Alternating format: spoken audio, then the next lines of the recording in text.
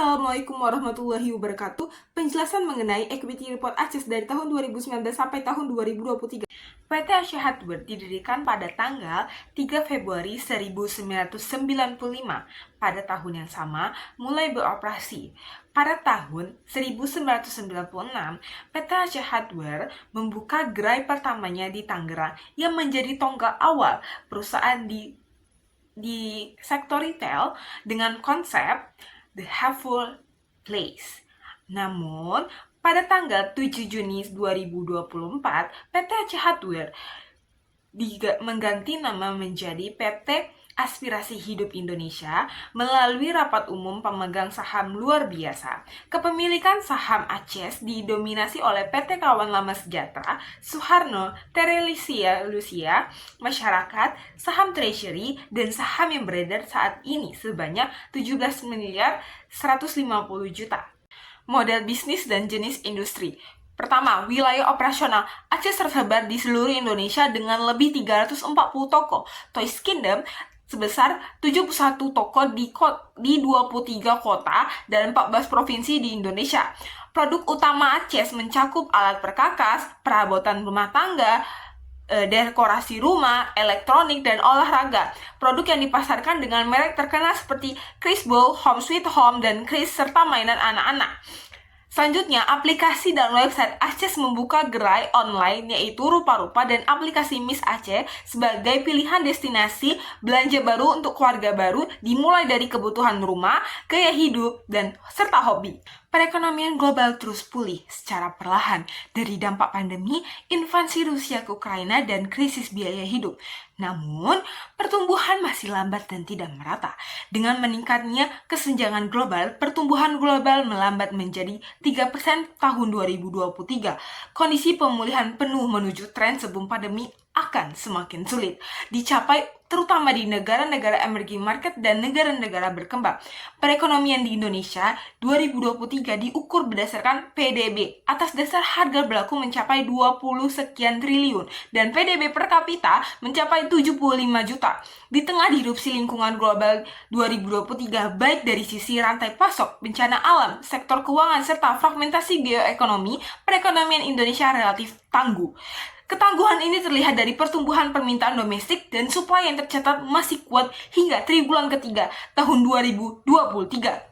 Penjualan eceran tumbuh terbatas secara tahunan dan meningkat secara bulanan, sedangkan indikasi penjualan real per Desember 2023 tercatat sebesar 128,1 atau secara tahunan tumbuh sebesar 0,2%. Kinerja penjualan eceran ditopang oleh adanya peningkatan pertumbuhan kelompok bahan bakar kendaraan bermotor sebesar 17,2%, kelompok perlengkapan rumah tangga lainnya sebesar 3,4%, dan kelompok makanan, minuman, dan tembakau sebesar 3,4%. Perusahaan menjalankan usaha dalam bidang perdagangan retail dan perindustrian jasa. Perusahaan telah membagikan segmen usaha menjadi perlengkapan rumah tangga, gaya hidup, dan mainan anak-anak. ACES telah melaksanakan 12 dari 17 tujuan Sustainability Development Goals yang terbagi menjadi aspek sosial, ekonomi, dan lingkungan yang tercermin dalam program perusahaan. ACES menerapkan prinsip-prinsip Good Corporate Governance dalam kegiatan usaha, memperkuat hubungan perusahaan dengan pemangku kepentingan, serta mendukung keberhasilan perusahaan dalam jangka panjang. Penerapan ini terbagi menjadi 5 dasar yang dikenal dengan nama tarif, transparansi, akuntabilitas, tanggung jawab, independensi, dan kewajaran. ACES telah melaksanakan pembagian dividen secara konsisten selama 5 tahun terakhir. Pada tahun 2023, aksi korporasi yang dilakukan perusahaan yaitu pembagian dividen secara tunai ke pemegang saham perusahaan. Selain pembagian dividen tersebut, tidak ada lagi aksi korporasi lainnya. Analisis rasio likuiditas. Current rasio dari tahun 2019 sampai tahun 2023 rata-rata sebesar 7,33 dengan rata-rata retail berkisar antara 1,5 sampai 3. Tahun 2019 mencapai angka tertinggi selama 5 tahun terakhir. Namun, tahun 2020 turun yang dipengaruhi oleh pandemi COVID-19. Kemudian tahun 2021 dan 2022 meningkat. Sedangkan tahun 2023 sedikit menurun, namun kondisi keuangan tetap aman. Quick ratio dari tahun 2019 sampai tahun 2023 rata-rata sebesar 3,62 dengan rata-rata retail berkisar antara 0,8 sampai 1,5. Terbukti likuiditas yang sangat kuat. Tahun 2022 mencapai angka tertinggi selama 5 tahun terakhir. Tahun 2021 mengalami penurunan yang disebabkan pemulihan pandemi COVID-19. Tahun 2023 sedikit menurun. Rata-rata cash ratio perusahaan selama 5 tahun terakhir adalah 2,92, bahwa perusahaan memiliki posisi keuangan yang sangat kuat. Dari tahun 2019 sampai tahun 2022 menaik signifikan menjadi 3,52, menunjukkan pengelolaan kas yang sangat baik. Namun, tahun 2023 turun menjadi 3,18. Nah, analisis rasio aktivitas. Inventory turnover turun dari 3,01 dari 2019 menjadi angka negatif tahun 2021 hingga 2023 dengan rasio minus 1,47 karena persediaan tidak berputar.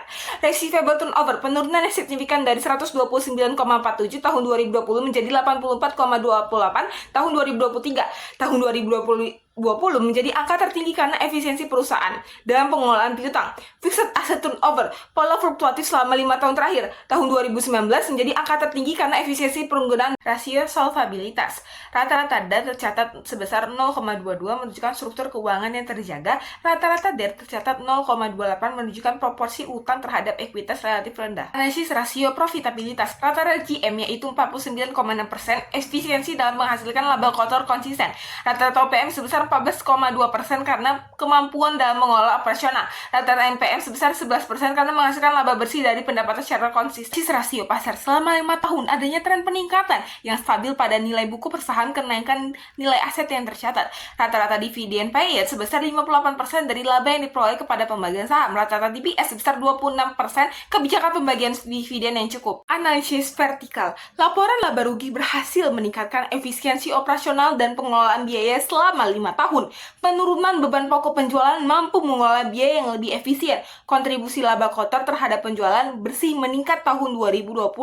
Beban usaha turun tahun 2023 dengan memaksimalkan biaya operasional. Laba usaha mengalami kenaikan tahun 2023 dari tahun sebelumnya, bukti untuk menjaga profitabilitas. Laba sebelum pajak mencapai 12,52% pada tahun 2023, semakin lebih baik untuk mengelola pengeluaran. Laba bersih tahun berjalan, tahun 2023 mencatat angka 10,4%, menjaga kestabilan profitabilitas dan efisiensi meskipun terdapat tantangan. Laporan posisi keuangan. Sebagai tolak ukur untuk utama evaluasi laporan, total aset selama 5 tahun mengalami kenaikan jumlah aset secara konsisten setiap tahunnya. Total liabilitas menunjukkan kontribusi yang relatif kecil terhadap total aset setiap tahunnya.